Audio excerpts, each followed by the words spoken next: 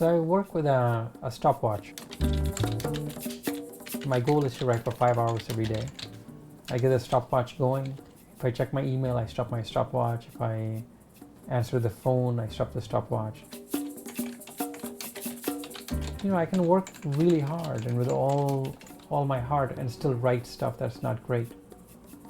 But what I can do is I can just sit there, I can show up every day and just do the work. My name is Akhil Sharma. I'm a novelist and a short story writer. I graduated Princeton in 1992. I studied at the Woodrow Wilson School, and I also took creative writing workshops and did a senior thesis in the creative writing program and did a junior paper in the creative writing program. So my latest novel is a book called Family Life. It's about an Indian family that comes to America. It took 12 and a half years. It was an absolute nightmare. When it came out, I wasn't really certain whether it was good or bad. I mean, I knew that there were certain things in it that were good, but I didn't know whether the work itself was good. So the novel came out. It received a lot of attention. I began writing when I was maybe 5 or 6. Stories I wrote in 11th grade, I published.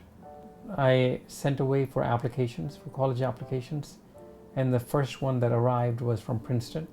And I got in largely because of my creative writing. There were many wonderful experiences that I had with the arts at Princeton. And I took classes with Toni Morrison and Russell Banks and Paul Auster and Joyce Carol Oates and Tony Kushner.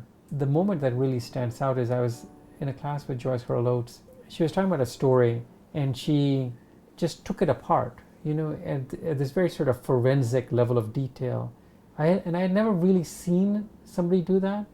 And then she connected it to James Joyce's Dubliners. And she said, Dubliners, oftentimes he strikes a note and that note is repeated and carried out throughout the work. And her ability to go from the very, very tiny to the very, very large blew my mind.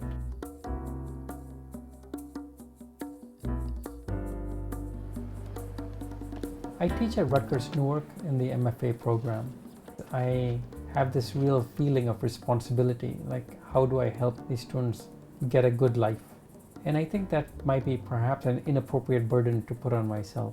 But I like teaching very much, partially because it's so fun. It's so interesting to talk to very smart people about the thing that I care most about, which is books.